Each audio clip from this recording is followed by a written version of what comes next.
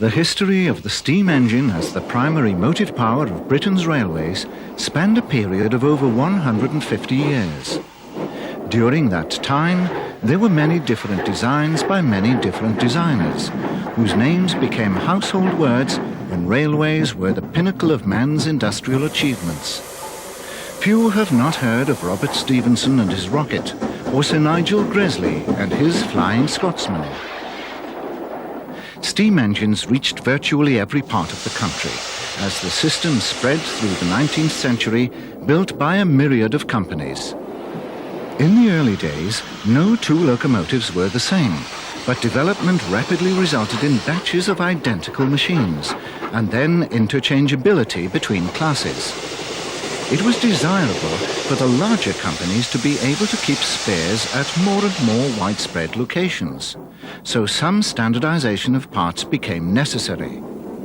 This was taken to its logical conclusion on the Great Western Railway by Churchwood, and following the railway grouping of 1923, three of the great companies produced their own standard ranges of locomotives. The Southern was intent on electrification. Then, in 1948, the railways became one business, British Railways, and it was inevitable that a standard range of steam locomotives would be produced by that concern in the early 1950s. The first British Railway standard appeared in 1951. The last castles were built in 1950 and boasted the final Hawksworth design of flat-sided tenders. By this time, the first of the class had been withdrawn, albeit one of the Star rebuilds, 100A1 Lloyds, originally 4009 Shooting Star. The first of the heavy freight 280s, the historic prototype number 2800, also went in the decade in 1958. They were replaced by the BR Standard Class 9s, which received a better welcome than the Britannias. Great Western, the last express locomotive the GWR built, illustrates one aspect of the Great Western that was to live on: Brunswick green livery. It was used initially on Class 6 and 7P passenger locomotives, and from about 1956 onwards, in a fit of Great Western regionalism, on most ex-GWR classes. These halls should have been mixed traffic lined black, as is this county, the final GWR design of passenger locomotive, although designated mixed traffic, and thus correctly painted.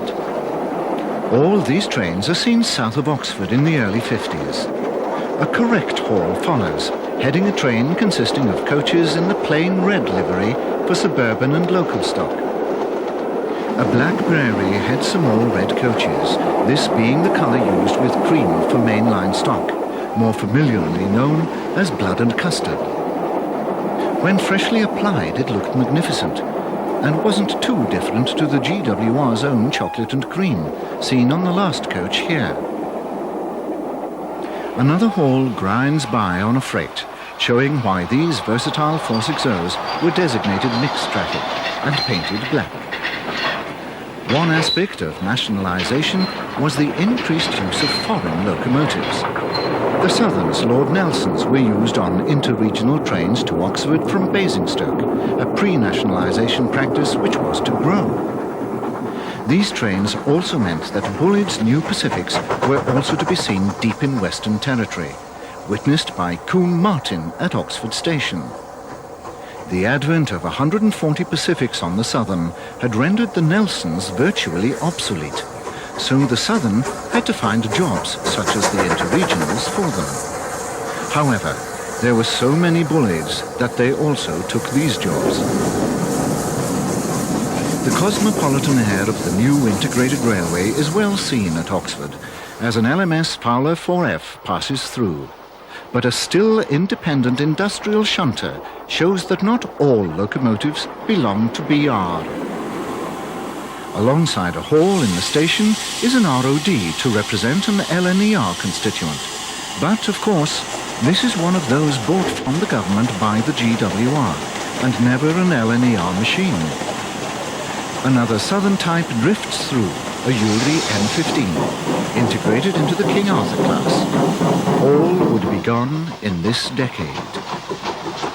Similarly, except for the Duke dogs, the last GWR double framers would go at the beginning of the decade. The 1950s would see a holocaust of pre-grouping designs which the BR standards were intended to replace.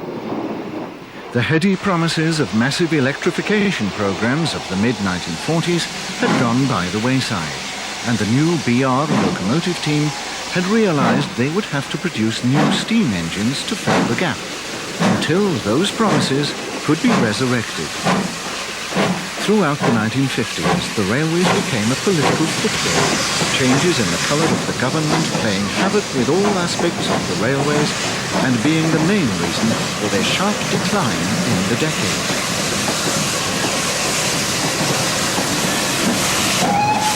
(1955) was the watershed. A modernisation plan was announced by a conservative government that was ideologically opposed to a publicly funded system, so it wasn't wholehearted. Its main premise was the elimination of steam and its replacement by diesels and electrics.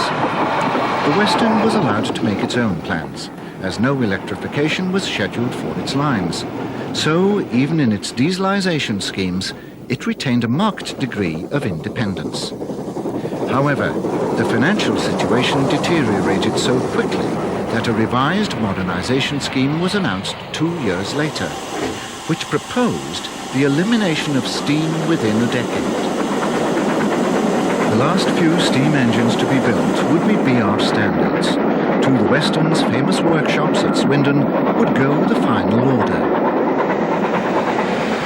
The 1950s were thus to be an era of great change on the railways. At first, however, there was little change to see. These scenes at Warwick and Leamington Spa can be compared with those seen in the earlier programmes in this series. The Kings still ruled on the Birmingham expresses, and even the name of the Great Western could still be seen for a while.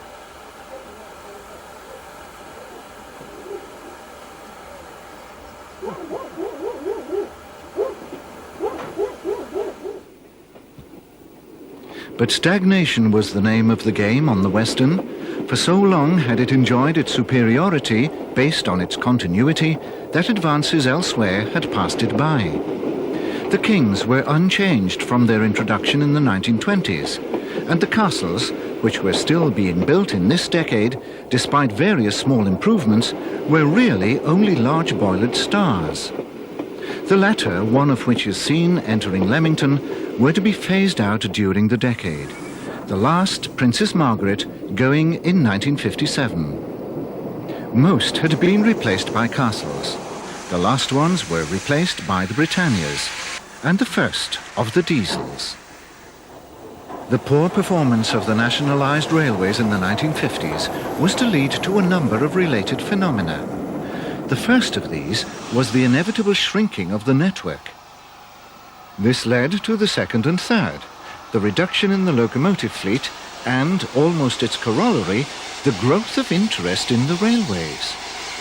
These scenes combine all these as a group of enthusiasts, the Stephenson Locomotive Society, visited the threatened Shipston-on-Stour branch using one of the last of the Midland and South Western locomotives, 240 number 1335. This was one of 3 small tender engines built in 1894 for the cross-country line that ran, curiously, from Andover to Andoversfort. Absorbed by the GWR in 1923, its locomotives had been westernized, but were now obsolete. Number 1335 would be withdrawn shortly after this rail tour. Our first views of the train are at Moulton in Marsh Station, where it had to be shunted prior to the run up the branch. This manoeuvring was necessary as the train had started at Oxford and the Shipston line was on the opposite side of the main line. Known locally as the tramway, its history was typical of many small rural lines inherited by British Railways. Opened in 1889, it supported a passenger service for only 40 years, succumbing to bus competition in the 1920s. It wasn't closed, but retained a twice-a-week goods service into the 1950s. It was thus a magnet to enthusiasts who couldn't normally travel over it. A number of excursions were run during our decade, this one taking place on the 31st of August 1952. This was just before a number of branch and rural line closures were announced by British Railways, the first signs of straitened circumstances.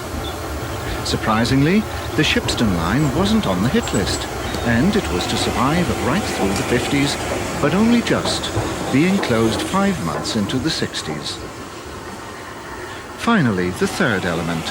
The Stevenson Locomotive Society had been formed in 1909, the earliest railway enthusiasts club. It was one of the pioneers in the organising of special trains, this being one of the earliest of all, as privately organised tours only really got underway that year, which was to see quite a spate of them.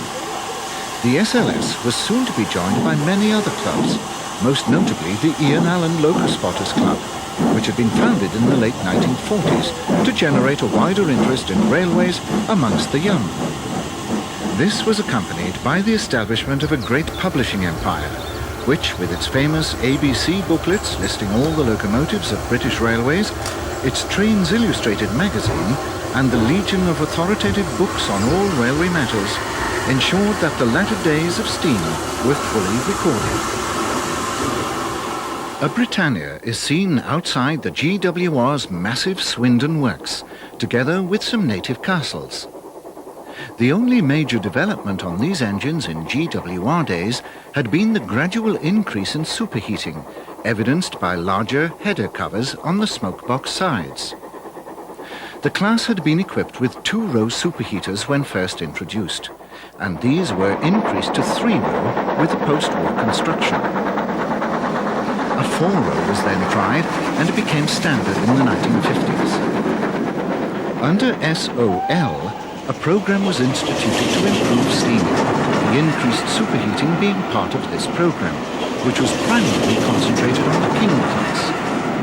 It was a long process, carrying on through the first part of the decade, its ultimate expression being the fitment of double chimneys and blast pipes to all the Kings and 67 castles. Another SLS rail tour is seen at Swindon. The Duke dogs, as the last survivors of the double framers, were popular for rail tours. Another pair is seen on a special train over the Cambrian Main Line for members of one of the narrow gauge railway preservation groups. Preservation was another phenomenon of the 1950s and started in the Welsh Mountains, where there were a number of narrow gauge lines, primarily built for the slate trade. Many of these railways remained independent, but a number had been absorbed by the Cambrian Railways and consequently by the Great Western and therefore British Railways. The latter set about closing them down, as the Welsh slate trade was in decline by this time. However, one line had always had tourism as its primary role and was retained. This was the Vale of Rheidol Light Railway, which wound its way up the mountainside from Aberystwyth to the well-known and ominously named Devil's Bridge. In the late 50s, the locomotives were the only narrow-gauge engines to receive BR's later form of heraldic crest, introduced in 1957 and produced in 2 forms, left and right hand. The right-hand one was not approved by the College of Heralds and banned. Thereafter, only the left-hand version was used. The Vale of Rheidol locomotives had been built by the Cambrian and the Great Western, and the line became British Railways' last narrow-gauge line, the engines surviving beyond the end of steam on the standard gauge by over 20 years. These views of the Devil's Bridge terminus show the line as it was before it was commercialised. The reintroduction of Great Western liveries for the locomotives and coaches coincided with their reintroduction on named trains on the main lines. The Vale of Rheidol was to be the first part of British Railways to be privatised at the end of the 1980s. The foundations of the railway preservation movement were laid in the Welsh Mountains at the beginning of our decade. Running inland from the coastal village of Tywyn was the Talyllyn Railway, whose owner, Sir Haydn Jones, had died in July 1950. It looked like the railway would also expire. Tom Rote was the driving force of a group of enthusiasts who formed the Talyllyn Railway Preservation Society. They reached agreement with Sir Haydon's executors to take over operation of the line for 1951, using the one locomotive still working, Dol Goch. It had been Sir Haydon's wish to keep the railway open for the benefit of his constituents, as he was the local MP. It was his wife's intention to fulfill that wish, and the advent of the preservationists had allowed her to do so. Subsequently, the Society took it over completely and has run it ever since. These scenes show the volunteers at work preparing the railway during the spring of 1951 for the ceremonial opening at Whitsun. So the railway never closed and the preservation era had begun. A little further north was another narrow-gauge railway which had also fallen on hard times. This was the historic Festiniog Railway, with its famous double-ended Fairlie locomotives. Another preservation society was formed, but the task was rather greater, as the railway had closed down in 1946. Reopening took place in 1955 over the short distance to Boston Lodge, and by the end of the decade, a 6-mile line ran up into the mountains once again. Iron Duke passes through Basingstoke on the Bournemouth Bell in 1952. Just 3 Britannias were temporarily allocated to the Southern for use on prestige expresses, but the normal motive power were the bullied Pacifics. The principal locomotive story on the region in the 1950s was the rebuilding of the Bullies, which resulted in one of the most handsome conventional locomotive outlines, very much akin to the Britannias. The rebuilding eliminated the troublesome features of the original design, in particular the chain-driven valve gear, which was replaced by conventional Valschertz gear. All 30 merchant navies and 60 light Pacifics were rebuilt in this form. Many older Southern locomotives, such as the original UDN-15s, were withdrawn in the decade, as were the various H-15s. As we've already seen, the Lord Nelsons were further downgraded, being gathered at Eastleigh for use on Bournemouth stoppers and the interregionals. However, their final duties were on ocean liner expresses to and from Southampton docks. The Drummond 440s, such as the D-15s and L-12s, the last of which is seen on a rail tour in the Solent area, were also due for replacement. The Southern strategy of electrification had been severely disrupted by the war, so these elderly engines had not been made redundant. The smaller standard classes proved to be suitable stopgaps until the programme could be resumed, which, after a 20-year gap, occurred in Kent. The Brighton Main Line and its principal secondary routes had benefited from the 30s electrification programme, so its principal steam classes had to scratch around for work, the Atlantics finding employment on the Brighton to Bournemouth trains. However, they also suffered from the flood of bullieds and standards, and here we see a sad occasion, the very last run of a British Atlantic, the Brighton's Beachy Head. The engine is seen at the end of the day outside Brighton Station in 1958. Many would have liked to see its preservation, but mainline preservation, both of locomotives and railways, didn't start until the very end of the decade. The first line was to be one of the Brighton's secondary routes, the Bluebell Railway. It was the Brighton's smallest locomotives that were to prove to be the final survivors. The Little Terriers, Class A1X, survived for use on lightly laid lines such as the Hayling Island branch, seen here. They were amongst the oldest locomotives on British railways by this time, and were to become favourites amongst preservationists. Another Brighton survivor is seen at Guildford, where representatives of all the southern constituents could be seen in the early 1950s. The Maunsell Moguls were the regular motive power for the cross-country services between Redhill and Reading, which were a legacy of the South Eastern Railway. These engines had proved to be the ideal mixed-traffic secondary type for the Southern, and were to be supplemented rather than replaced by the various Class 4 standards. At this time, the Maunsell rebuilds of the D and E classes were also appearing on this line, having been rendered redundant by the various Bullard-like Pacifics on many of the boat train services.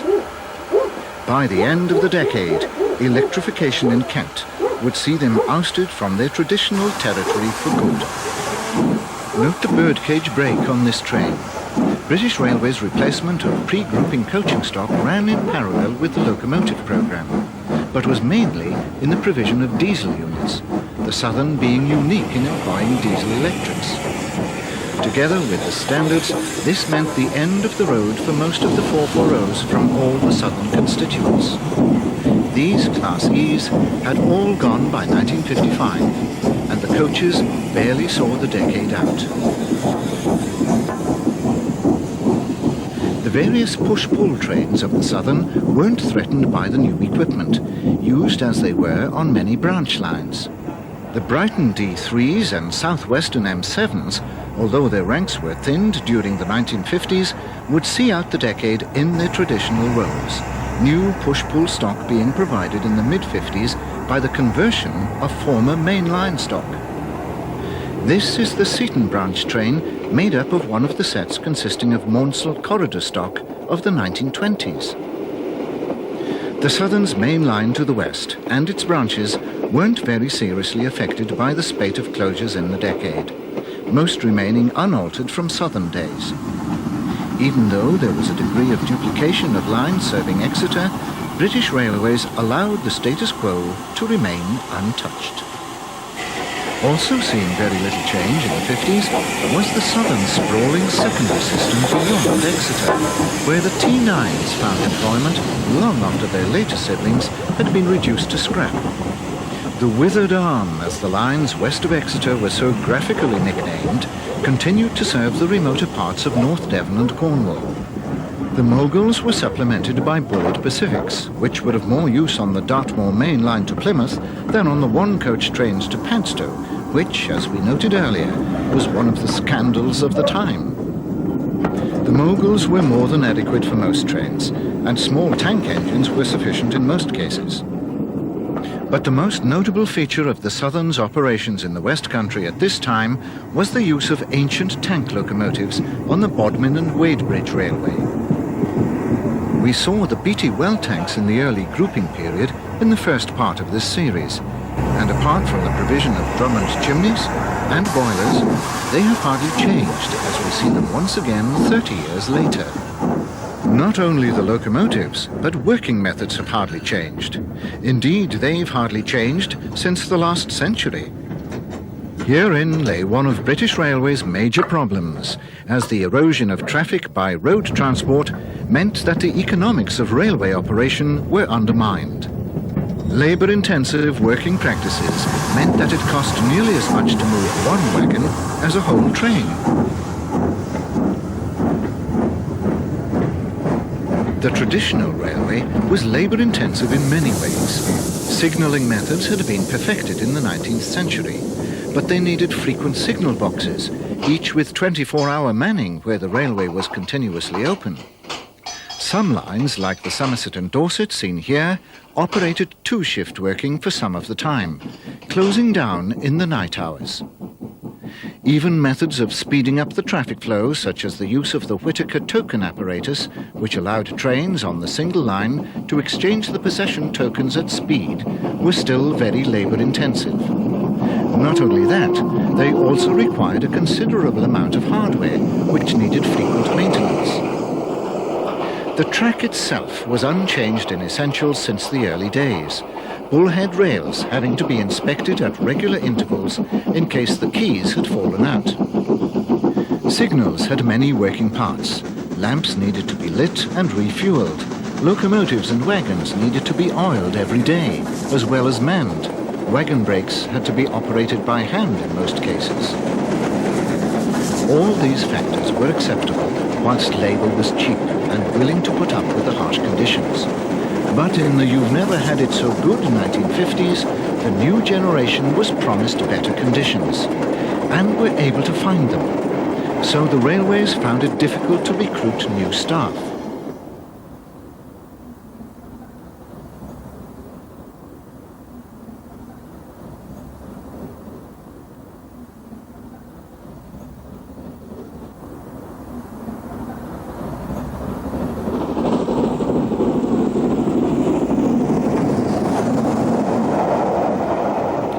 This train is emerging from Coombe Down Tunnel near Bath with an LMS 2P piloting a Black 5.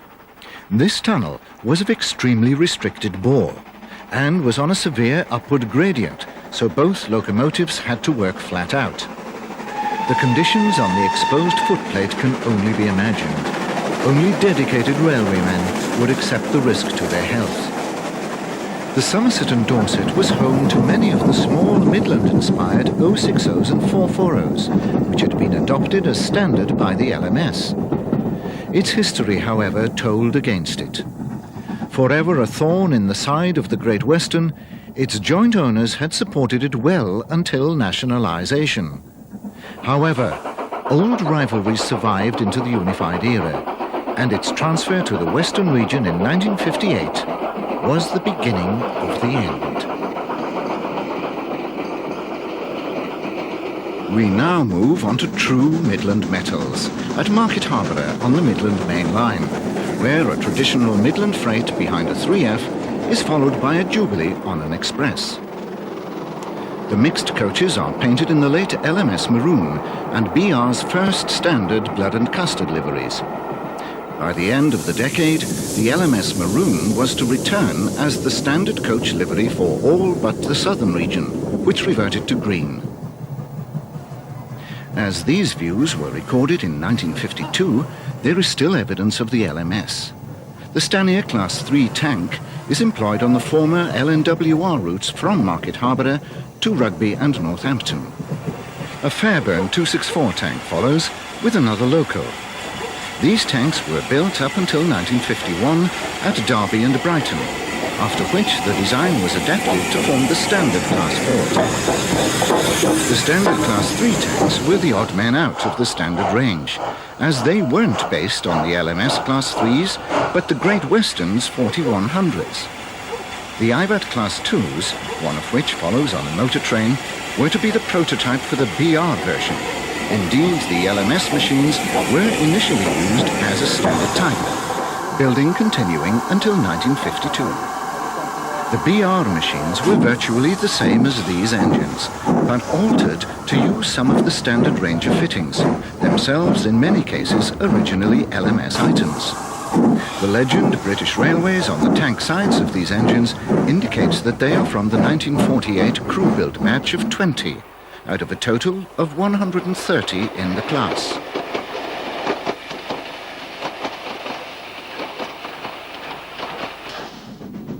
A link with the past and the earlier volumes in this series follows. A Robinson-designed Great Central 280 rattles past on a heavy mineral train. By the 1950s, most of the XROD versions of this class had been withdrawn, except those on former Great Western and LNER routes. The wagons are notable for their variety, but all are of wooden construction.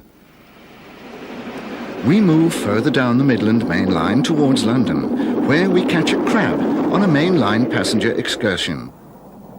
The Midland Main Line was dominated by 460s, including the new BR Standard Class 5s, whilst the outer suburban services continued to provide employment for the various LMS 264 tanks. The Black 5s handled the semi-fasts, which could produce a fair assortment of LMS coaching stock, whilst true Midland traditions could still be observed in the form of the compounds. There was a considerable amount of freight in the London area, this jinty being involved in a transfer freight from the Cricklewood marshalling yards alongside the Midland Main Line. The need to transfer freight from one railway to another and frequent re-marshalling en route was one of the operating practices which had bedeviled British railway operations since the earliest days. The advent of the nationalised railway gave the opportunity for such practices to be simplified, and one of the key features of the 1955 modernisation plan was to be the installation of modern hump marshalling yards at strategic locations. Another of the modernisation plan's important proposals was to reduce operating costs on secondary and branch lines. Diesel multiple units were to replace the elderly steam engines and coaches on these services. This would lead not only to the elimination of machines such as this Midland 3F 060, a goods engine finishing its days on branch passenger services, but to a reduction in the whole infrastructure of the railway. The diesels could run equally well in either direction. They needed no expensive preparation time, and with their power could be tailored to the train length required. It was seen as the only way to reduce costs and thus save the branches.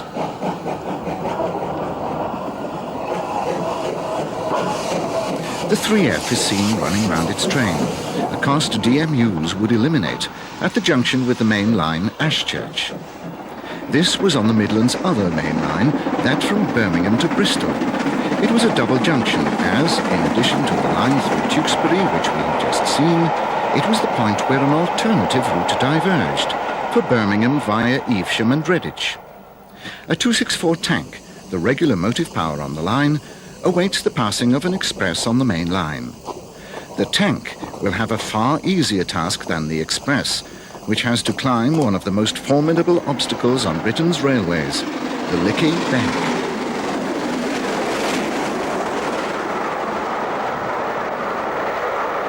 It's really quite surprising that the Midland Railway, with its predilection for small engines, had the steepest mainline gradient in the country. One could say that here it could indulge in its taste for multiple locomotive workings to its heart's content.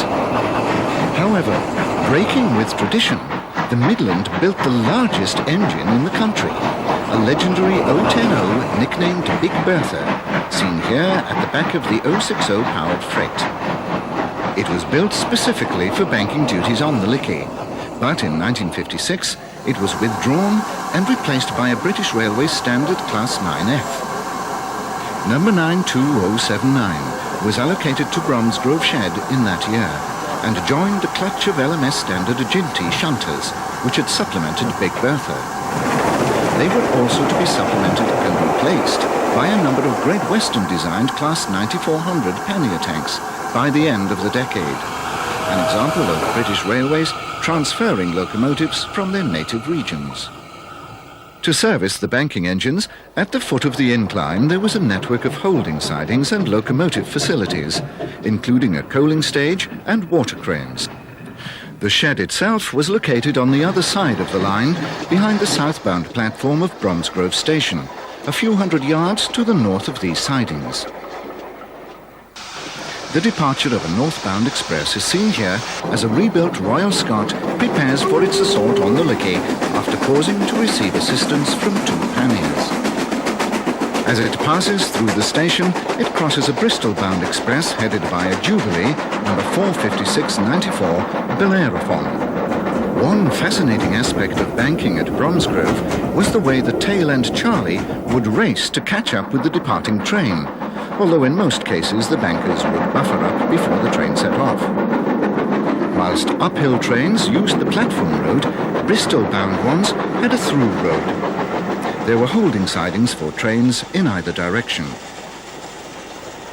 The 9F and its Midland 10-coupled predecessor was adequate on its own for many semi-fasts and the lighter expresses, as its power was nearly equivalent to a pair of tanks at 39,667 pounds tractive effort. The Genties boasted 20,836 pounds, whilst the Panniers amassed 22,515. Here's 67,535 pounds of banking power drifting down and then returning to work in the late 50s.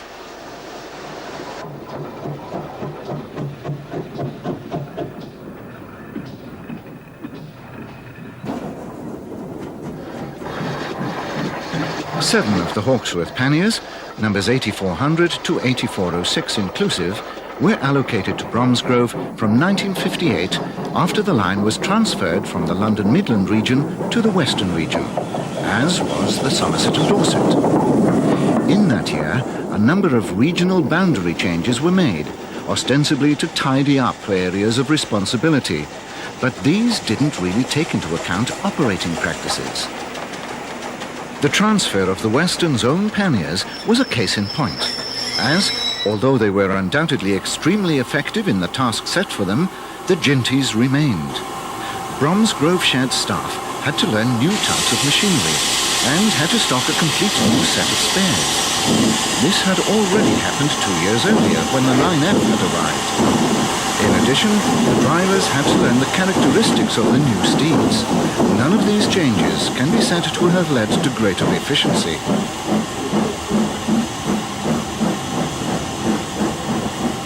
(1958) was also to see the first use of XL and ER locomotives over the route. This was the very first run of all, with Thompson B1 number 61155 in June of that year on the return of a Derby to Bristol train. The B1s would become regular performers up the bank for the next 7 years. A Jubilee Gibraltar follows through the station and covers the cameraman on the footbridge with its exhaust. A pair of panniers gives assistance and are themselves followed by a quintet of native L&S locomotives ascending the bank with the greatest of ease. No train. The 9F then drifts back. 92079 was the regular engine and had a cutout on its tender top to ease hand coaling at Bromsgrove's crude coaling stage. Our final views here at the station are at the foot of the bank. Firstly, as another Black 5 makes the transition from the level track through the platforms onto the 1 in 37.7 of the bank itself. The signal indicates that the 9F coming downhill will take the platform road. 9Fs were now regular performers on trains as well as for banking.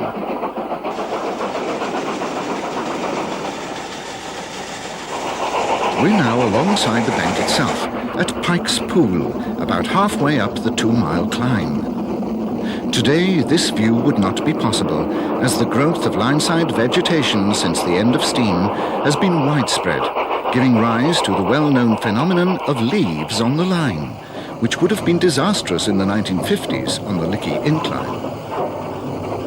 The 9F drifts back past, hardly noticed by the horses under the tree, and is next seen at the back of a freight headed by another 9F, which had been checked by the intermediate home signal halfway up the bank, which allowed 2 trains to ascend the bank at any one time. The cutout in the sides of the tender coal space is well seen here, as are the scorch marks on the embankment sides, which ensured that no vegetation could get a foothold. A Flying Pig IVAT Class 4 mogul ascends the bank with a pristine set of blood and custard coaches in the mid-50s. Nicknames, not always complimentary, were a feature of railway stock and operations of all kinds. The post-war generation of loco-spotters, nurtured by the Ian Allen ABC books and Trains Illustrated, were well informed about railway practice and operations. The cameraman for this feature was Patrick Whitehouse, a founder member of the Talyllyn RPS with Tom Rolt. He was a prolific railway book author and first brought railways to the small screen with his colleague John Adams in the 1950s. Their regular television series of railway roundabout programs started in 1958 and captured the mood of the changing times as steam entered its last decade. This Royal Scot has a train from the Somerset and Dorset, indicated by the southern stock of Bullard design. We are now at the top of the climb at Blackwell, as a Caprotti Black 5 with double chimney, and thus one of the post-war IVAT experimental locomotives, reaches the end of its long slog to the summit. Once again, a pair of panniers provides the rear-end power. The bankers weren't coupled to the train or to each other, as they had to be detached from the train on the move after the train engine had cleared the summit, whose physical location was marked by the wooden post signals. As the bankers reached the top of the incline, they would ease off and let the train engine take the strain before the bankers entered the special holding siding between the running lines just beyond the station.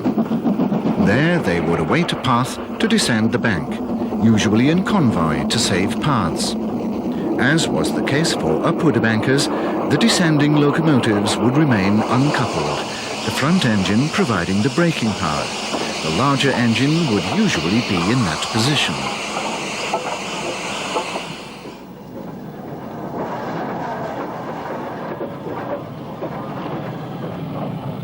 In addition to their duties on the Redditch Loop, the big LMS tanks were used on mainline local services, still requiring banking assistance. With the train stopping in the platform at Blackwell, the banker had to drop off early and come to a stand rather more quickly than for non-stop trains, for which the usual practice was to run through the station with the train gathering speed ahead of it. The top of the bank is well seen from the platform end as a Jubilee breasts the summit. In the background can be seen the convalescent hospital from whose footpath many of these views were recorded. It was the expense of steam age practices such as those seen here that helped tip the balance against steam in the 1950s and led to the 1955 modernization plan. However, it wasn't until the 1990s that banking over the Lickey was eliminated altogether, despite the expectations of the plan, which foresaw modern diesel or electric locomotives as being far more capable than steam. The saddest part of the modernization scheme, from the railway enthusiast's point of view, was the announcement that no more steam locomotives would be built after the current program was completed. The final steam engines were to be the 9Fs, which broke new ground at the end of the decade by being used on passenger trains.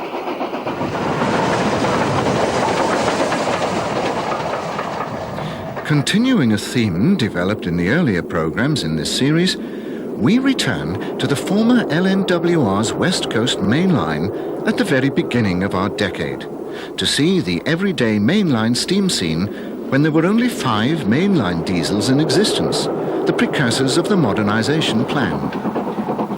The Black Fives were still in charge of heavily laden express goods trains, supplemented by the Crabs. LNWR locomotives were no longer part of the scene, having been ousted by the modern classes.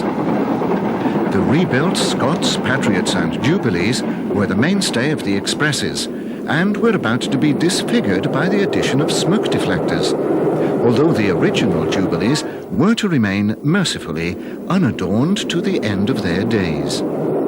They continued to be used on the secondary expresses, as did the original Patriots. Modernization of a railway takes a long time, although the assets aren't as permanent as this.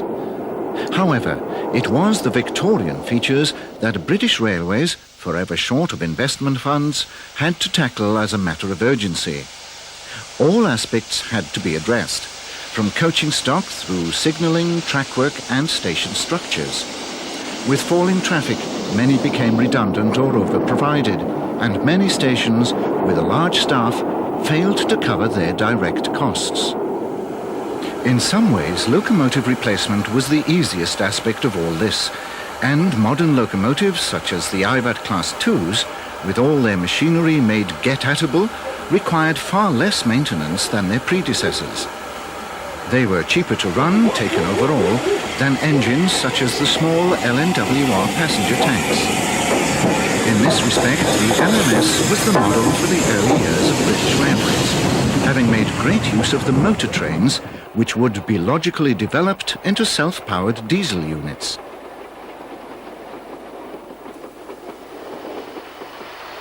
We'll now move across to Beeston Castle and Tarporley Station on the Crewe to Chester and Holyhead main line, as we go around the London Midland region in the 1950s. A Black 5 precedes a rebuilt Scott, by now fitted with its smoke deflectors. Despite the emphasis in the modernization plan on diesels and electrics for future construction, it was confidently expected that the modern steam locomotives would have a normal life expectancy of around 25 to 30 years, as the changes would be introduced gradually, as had happened throughout railway history.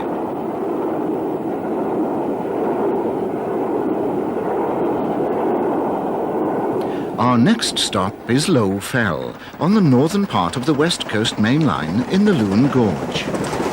A Black 5 heads north through the station with a semi-fast train, and is followed by the West Coast's principal express, the famous Royal Scot, headed by a Duchess.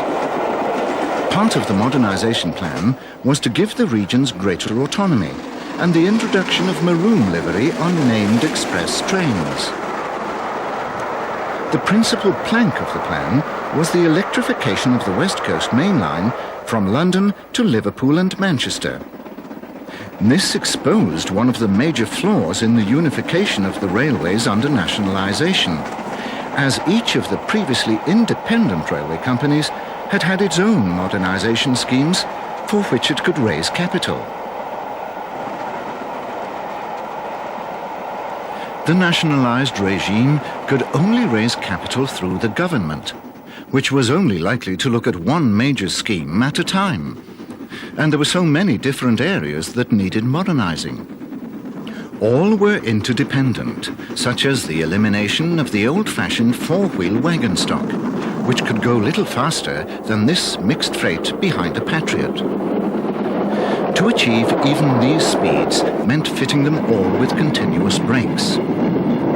This would take a considerable time, and the domino effect must be felt on the first generation of diesels, which had to have more braking power than would be necessary later on. This was to compensate for the lack of brakes on the older wagons.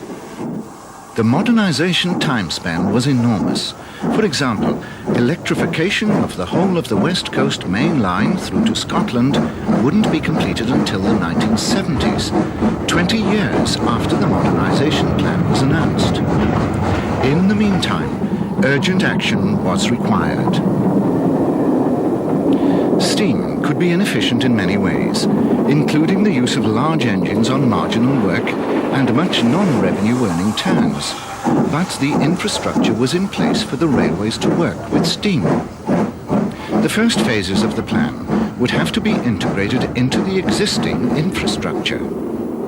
As we've already noted, each of the original railways had had their own plans, which had been overtaken by events. The division of British Railways into regions was soon to result in the transfer of formerly competing lines into one region. In Cumbria, dominated by ex-LMS lines, the old LNER branch to Silloth was put into the London Midland region, although LNER locomotives continued to provide the motive power. However, this was to be one of the earliest areas for the introduction of self-contained diesel railcars, later known as diesel multiple units. This took place in 1954, a year before the modernisation plan, and it was one of the first signs that British Railways would eventually create an integrated railway. The rich variety of steam at places such as Carlisle, probably once the most varied of all, would go forever under the plan. It was a very rare railway enthusiast who didn't shed a tear for the steam engine when the end of the line was so starkly announced. But in the 50s there was still life in the old dog yet. On the eastern and northeastern regions, as the LNER had become, the magnificent Gresley Pacifics were all to receive double chimneys, proven to be a major advance by the exploits of Mallard before the war. The beginning of the decade saw the final withdrawal of the legendary Ivat Atlantics and the first post-war running of preserved locomotives on a special train. An example of each of the small and large boilered Atlantics had been preserved at the York Railway Museum.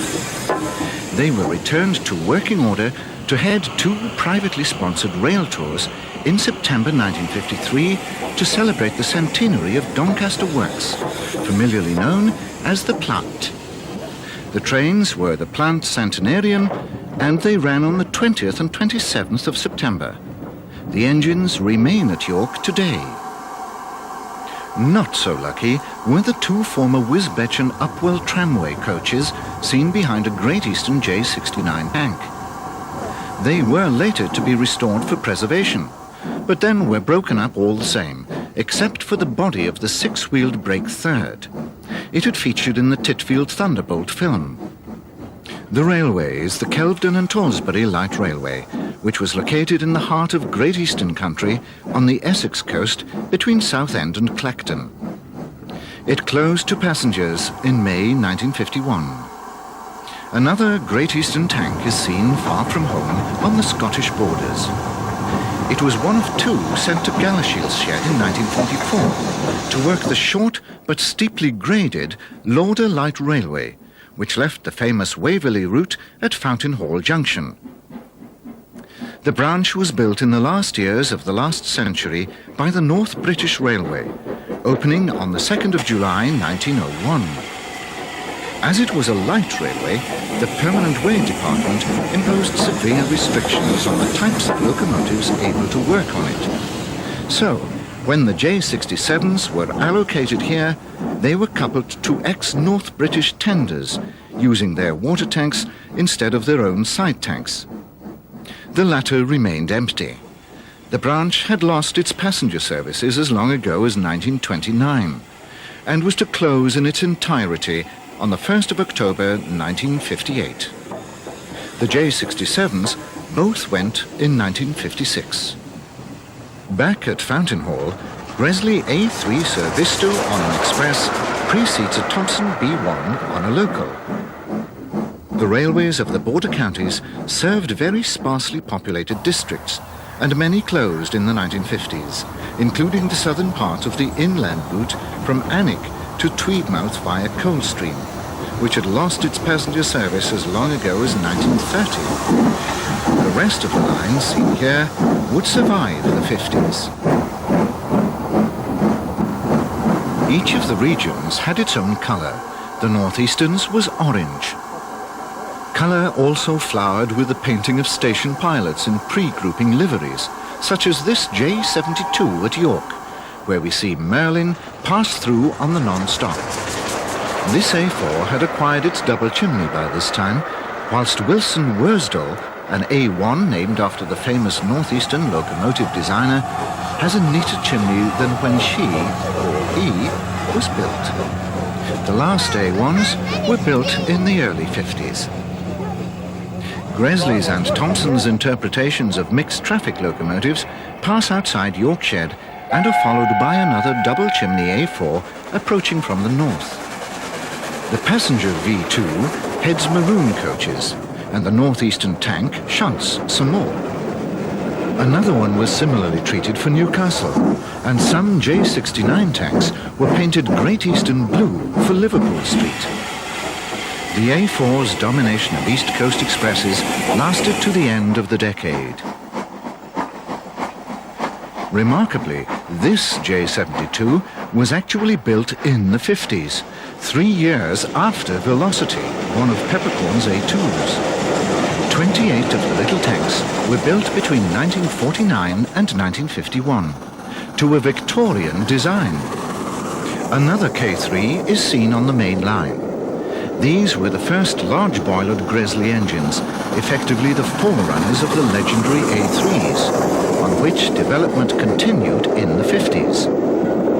They were fitted with double chimneys and Kilchap exhausts, even though they were a 30-year-old design.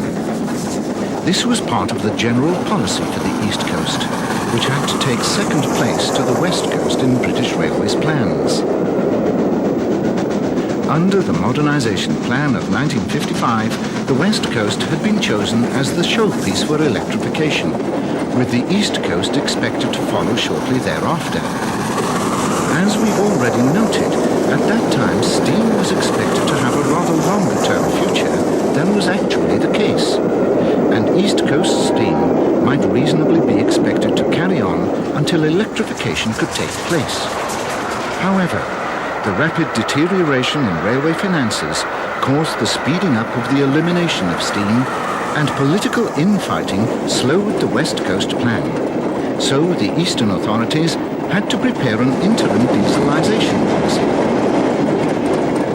The result of all this was that the former LNER main lines were still the fastest and most modern steam routes in the 1950s, with its wide range of modern classes such as the V2s and B1s.